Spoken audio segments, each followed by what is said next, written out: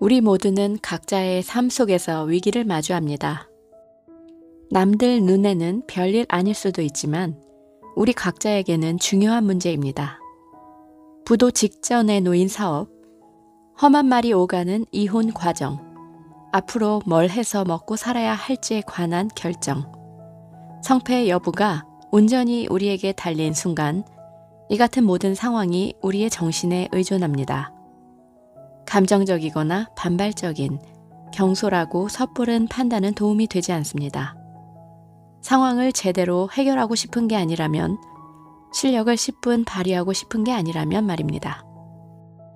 우리가 쿠바 미사일 위기 또는 위기의 13일이라고 부르는 사건에 대해 그 당시 케네디 대통령이 최초 상황 보고를 받았을 때 그의 머릿속에는 끔찍하리만큼 위험한 상황밖에 떠오르지 않았습니다. 케네디가 확신할 수 있었던 한 가지는 오래도록 이어진 미국과 소련의 냉전이 전례 없는 그 위기 상황에 직면했다는 사실이었습니다. 최소한 상황이 악화되지 않도록 하는 것만큼은 그의 몫이었는데 그의 아버지는 패배라면 질색하는 인물로 농담처럼 화내지 말고 그대로 갚아줘라가 가온이라고 말하는 사나이였습니다. 그런 호전적인 아버지 밑에서 자란 케네디는 사실 엄청난 특권을 받으며 젊은 대통령으로 성장한 젊은이기도 했습니다. 그러나 취임 당시 그는 행정가로서 리더십을 발휘해본 경험이 거의 전무한 상태였으므로 케네디 행정부의 초기 1년 6개월 동안 일이 잘 풀리지 않았던 건 어떻게 보면 너무 당연한 결과였습니다. 케네디가 제2차 세계대전 중에 허리 부상을 당했고 에디슨병을 앓아서 허약한 체질이라는 사실을 인지하고 있었을 그 반대편은 정치적 약점을 놓치지 않았고 케네디에게 쿠바에 배치될 모든 무기, 오로지 방어용이라며 거듭 거짓말을 했습니다. 지도자라면 대부분이 임기 내에 언젠가는 개인적 상황과 정치적 상황이 복잡하게 얽혀 들어가는 국면에 맞닥뜨리게 되는데 케네디는 그 같은 형국의 미사일 위기라는 어려운 시험에까지 직면했던 것입니다. 그는 어떻게 행동했을까요? 그런 케네디에게 어떤 선택권이 있었을까요? 수백만 명의 운명이 케네디에게 달려있는 그 순간 참모진의 조언은 직접적이고 단호했습니다. 미국의 군사 무기를 총동원해 미사일 기지를 파괴해야 한다고 말했습니다. 위기 상황을 겪던 시기에 케네디가 직접 작성했던 메모를 보면 그가 일종의 명상을 거치며 그 상황을 제대로 헤쳐나가려고 노력했음을 짐작할 수 있습니다. 여러 장에 걸쳐 미사일, 미사일, 미사일 또는 거부권, 거부권, 거부권 또는 지도자, 지도자, 지도자라고 적었습니다. 자신이 독단적으로나 이기적으로 행동하지 않길 바랬던 그의 마음이 고스란히 드러나 있는 메모도 있습니다. 거기에는 하브이라고 6번 적혀 있었습니다. 또 어느 회의 중에는 리갈 패드에 독담배 2척을 그려놓기도 했는데 이를 보면 그가 자신이 좋아하는 바다를 떠올리며 마음을 가라앉히려고 했음을 짐작할 수 있었습니다. 가능하면 힘을 내라. 어떤 상황이든 침착하라. 무한한 인내심을 가져라.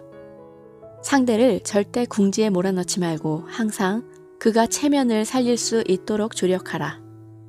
상대의 눈으로 상황을 바라볼 수 있도록 그의 입장에 서서 생각하라. 독단에 빠지지 않도록 죽을 힘을 다해 조심하라. 독선만큼 스스로를 망치는 건 없다.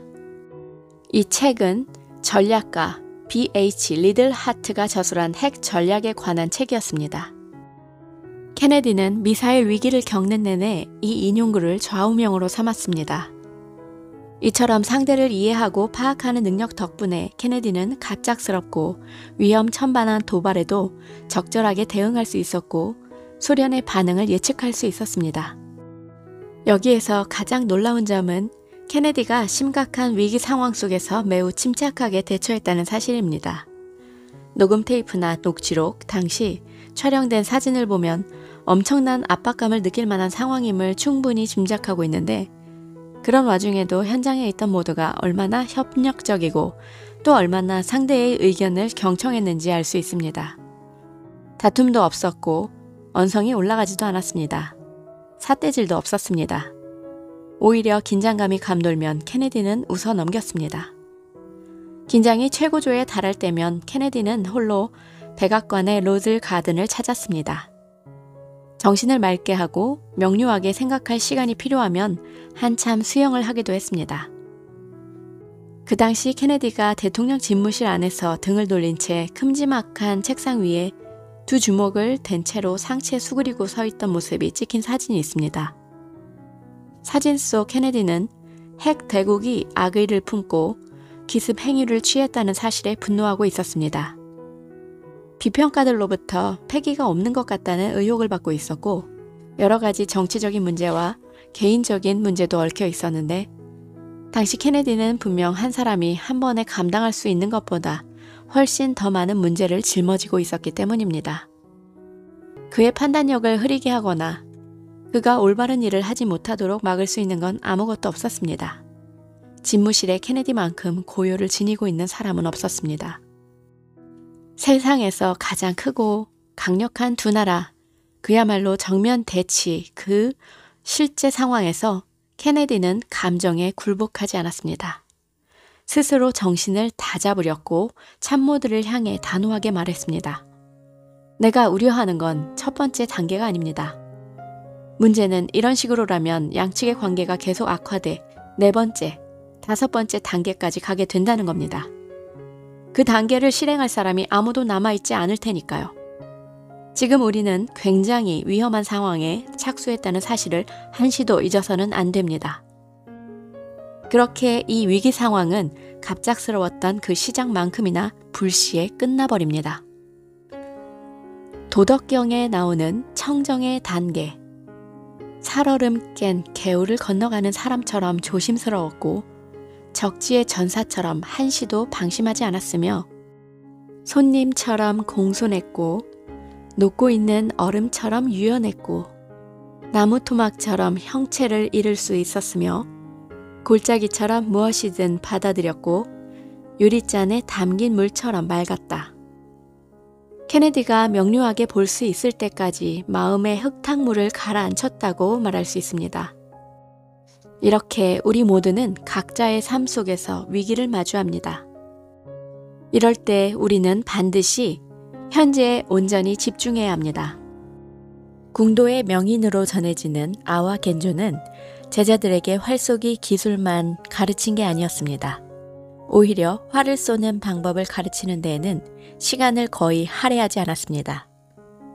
그가 준 가르침이라고는 잘 익은 과일이 가지에서 떨어지듯이 활이 네 손에서 떨어질 때까지 시위를 당기라고 말한 게 전부였습니다. 겐조는 제자들에게 기술을 가르치기보다 더 중요한 정신적 능력을 가르치려고 했고 그중 하나가 바로 무심입니다.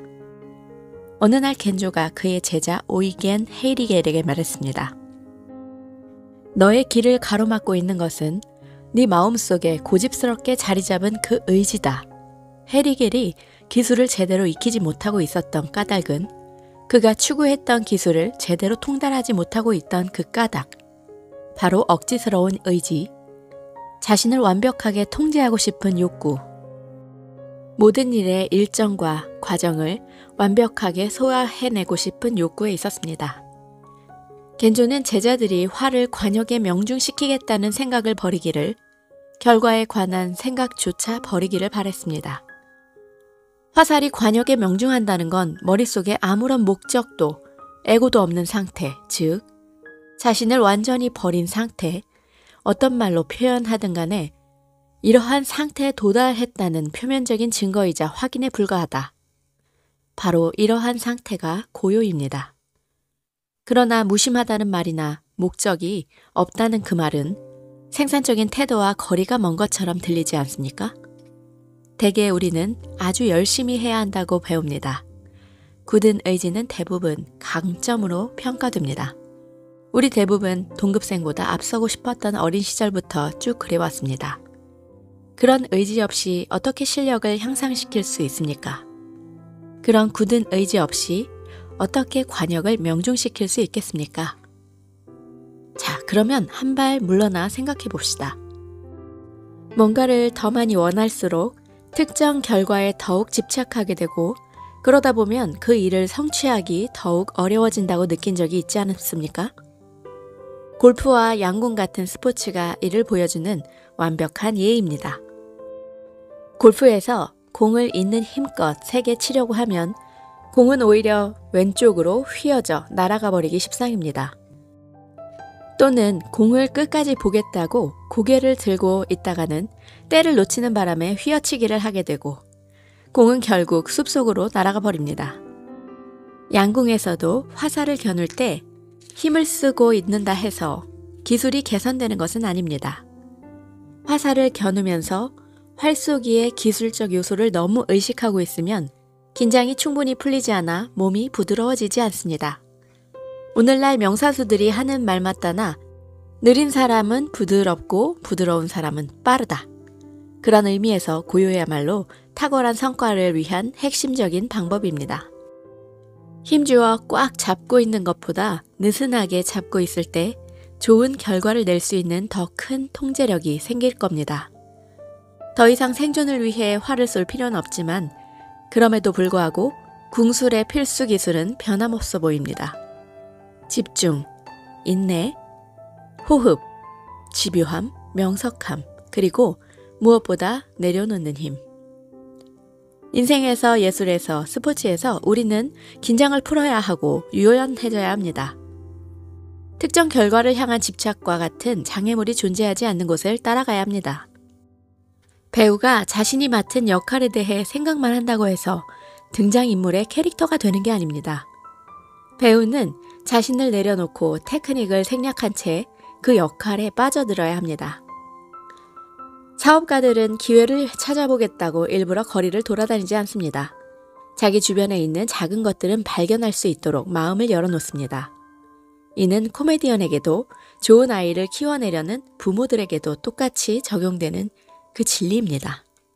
겐조가 말했습니다. 모든 궁수가 활을 자연스럽게 쏘고 싶어 한다. 그러나 대부분 자기만의 전략이나 인위적이고 계산적인 요령에 의존한다. 궁극적으로 봤을 때 그러한 요령은 화살을 어디로도 이끌지 못한다. 역설적으로 보일지 모르지만 정신의 영역을 정복하려면 우리는 정복이라는 단어가 주는 경직성에서 한 발짝 물러나야 합니다. 하나하나의 단계에 집중한다면, 그 과정을 온전히 받아들인다면, 그리고 쫓아가기를 포기한다면 우리에게 필요한 고요를 얻게 될 것입니다. 너무 열심히 생각하지만 않는다면 우리는 더 잘 생각할 수 있습니다. 힌두교, 불교, 시크교, 자이나교에서 강력한 상징물인 연꽃은 강이나 연못의 진창 속에서 피어나지만 하늘로 우뚝 솟지 않고 수면에 피어 잔잔하고 자유롭게 떠다닙니다. 석가모니가 지나가는 길마다 그의 발자국을 따라 연꽃이 피어났다는 설도 있습니다. 어떤 면에서 보면 연꽃도 내려놓는 원리를 담고 있습니다. 아름답고 고결하지만 손을 뻗으면 닿을 만한 낮은 위치에서 피고 손에 닿을 만큼 가까우면서 동시에 멀리 떨어져 있는 꽃인 셈입니다. 우리가 추구해야 할 균형점도 이와 같은데 인정이나 부, 권력을 추구하다 보면 표적을 놓칩니다. 표적을 너무 열심히 겨냥하면 겐조가 제자들에게 경고한 것처럼 거기까지 이르는 과정, 명중에 필요한 기술을 간과하게 될 것입니다. 우리가 하고 있어야 하는 일은 연습이고 우리가 밀어내야 할 것은 고집스런 의지입니다. 숙달의 경지에 가까이 갈수록 세부적인 결과에는 덜 신경 쓰게 됩니다. 더욱 협력적이고 창의적인 사람이 될수록 애고와 불안이 줄어들고 내면이 평화로우면 평화로울수록 더욱 생산적인 사람이 될 것입니다. 고요가 있어야만 우리를 괴롭히는 골치 아픈 문제들을 해결할 수 있습니다. 목표를 줄여야만 험난한 목적지에 도달할 수 있습니다. 그 고집스러운 의지를 내려놓읍시다. 마르쿠스 아우렐리우스는 어둡고 우울한 성향의 스토아 학파 철학자로 추정되지만 그 특유의 휘트만식으로 아름다움을 사랑했습니다. 그렇지 않았다면 곳곳에서 구워지고 있는 빵과 그 빵에 갈라진 틈은 굽는 사람이 의도하지 않았음에도 우리의 눈을 사로잡고 식욕을 돋운다. 잘 익어 고개를 숙이는 곡식의 줄기, 사자의 찡그린 이마, 돼지 주둥이에서 흘러나오는 거품과 같은 생생한 묘사를 써내지는 못했을 것이다. 그는 자신이 마주하는 아름다움을 매력적인 자연의 섭리라고 말하기도 했습니다. 심지어 그는 죽어가는 동안에도 이런 글을 썼습니다. 자연과 조화를 이루며 시간의 짧은 한 조각에 머물다 간다. 잘 익은 올리브 열매가 자신을 잉태한 대지를 찬양하고 자신을 길러준 나무에 감사하며 바닥으로 떨어지는 것처럼 당신도 마지막에 기품 있는 모습으로 영혼의 안식처를 찾아가기를. 철학자와 시인은 같은 방식으로 세상을 바라봤고 토마스 아퀴나스의 말처럼 둘 다 경이로운 학문이라는 동일한 목적을 추구했습니다. 환경운동가 겸 작가인 에드워드 애비는 야생이라는 단어 자체가 음항이라고 말했습니다. 그에 따르면 야생은 우리가 어디에 살고 있든 무슨 일을 하고 있든 우리가 듣고 싶다면 어디든 들을 수 있는 음악입니다. 직접 하지 못하더라도 솔방울이 잔뜩 깔린 숲속을 터벅터벅 걷고 천천히 흐르는 강물 위를 떠내려가고 모닥불에 온기를 쬐는 일을 상상할 수는 있습니다. 아니면 안네 프랑크처럼 단순히 창밖의 나무 한 그루를 감상할 수도 있습니다. 이렇게 하면 이런 아름다움을 알아차리면 우리는 고요에 더욱 가까이 다가가게 됩니다. 군중의 아첨, 고급 자동차, 막대한 재산, 빛나는 상패와 같이 표면적인 것에서 아름다움을 찾는 건 건강한 영혼이 보내는 신호가 아닙니다. 비난꾼이나 혐오자, 괴로움, 상처, 아픔, 상실 등 세상의 추악함 때문에 비참해지는 것 또한 건강하지 않습니다. 그보단 모든 꽃과 모든 것에서 아름다움을 찾아보기를 권합니다. 아름다움은 우리를 둘러싼 모든 곳에 존재하고 우리가 허락하기만 한다면 그 아름다움이 우리를 살찌게 할 것입니다. 먼저 수북한 트렁크에 찍힌 고양이의 부드러운 발자국, 뉴욕시의 아침 풍경, 환풍구에서 뿜어져 나오는 뜨거운 증기, 비가 막 내리기 시작했을 때 대기에 스미는 아스팔트 그 냄새, 활짝 펼친 손바닥에 주먹이 딱 들어맞을 때 나는 퍽 하는 소리, 계약서에 사인할 때 종이에 스치는 펜촉의 소리, 텃밭에서 따온 채소로 가득한 바구니, 혼잡한 도로가의 가로수길 사이로 큼지막한 트럭들이 지나가며 만들어내는 직선, 놀다가 지칠 대로 지친 아이의 즐거움이 묻어있는 장난감, 수백 년간의 독자적인 발전이 고스란히 녹아있는 도시. 이제 보이기 시작하죠. 밝은 삶 속에 고요가 드물다는 것, 또 있더라도 너무 순식간에 지나간다는 건 참 아이러니합니다. 사실 세상은 고요를 다 써버릴 수도 없을 만큼 많이 만들어내기 때문입니다. 그저 아무도 들여다보고 있지 않을 뿐입니다. 존 스튜어트 밀은 지나친 자극과 과도한 공부로 얻은 우울증과 신경쇠약을 이겨내느라 2년 가까운 세월을 보냈는데 그 이후 그가 다시 평화를 찾은 곳은 바로 영국의 낭만파 시인 윌리엄 에드워스 시가 노래하는 자연이었습니다. 시어도어 루즈벨트는 어머니와 아내를 잃은 뒤 의사의 조언대로 사우스 타코타주 베드랜스로 떠나 대자연의 거대함에서 넋을 잃고 지냈습니다. 그는 사냥꾼이었고 목장주였으며 남자다운 남자였습니다. 그런 그가 가장 큰 열정을 품은 두 가지는 다름 아닌 책 한 권을 들고 현관 포치에 조용히 앉아 있는 것과 들새를 관찰하는 일이었습니다. 산림욕은 정신과 영혼의 문제를 치유하는 방법으로 꼽히는데 루즈벨트는 대통령이 되고 난 이후로도 최소한 일주일에 한 번씩은 산림욕 하는 것을 잊지 않았습니다. 물에 몸을 담그는 일 또한 중요합니다. 물에는 뭔가가 있습니다. 물의 생김새, 물의 소리, 느낌, 고요를 추구하는 사람들은 파도보다 더욱 거센 힘으로 세상의 소란과 괴로움을 씻어내는 방법을 찾습니다. 당신은 언제나 이 평화에 가 닿을 수 있습니다. 당신을 삶의 아름다움으로부터 벗어나게 하는 일을 허락하지 마세요. 세상을 신성한 곳으로 여기고 모든 경험을 성스럽게 해보세요. 무엇이든 이런 것들이 존재한다는 사실에, 당신이 존재한다는 그 사실에 경탄해보세요. 무의미한 싸움에 서로를 괴롭히고 있다 할지라도, 무의미한 일로 당신 자신을 죽이고 있다 할지라도 우리는 언제나 이 모든 일을 멈추고 주변에 수없이 존재하는 아름다움에 몸을 담글 수 있습니다. 그 아름다움 속에서 마음을 가라앉히고 그 아름다움 속에서 깨끗해져 보세요. 자, 우리 요주님들, 오늘 제가 우리 요주님들과 함께 다뤄본 이 책은 잠재력을 깨우는 단 하나의 열쇠, 고요함 스틸리스였습니다. 뉴욕타임스 베스트셀러 1위답습니다. 이 시끄러운 세상의 소음을 차단하는 일은 내 내면의 고요, 아름다움을 집중하는 것이었습니다. 우리 우주님들 24시간 동안 우리 우주님들을 늘 응원하고 환영하고 축복합니다.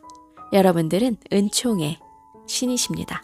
감사하고 늘 사랑합니다.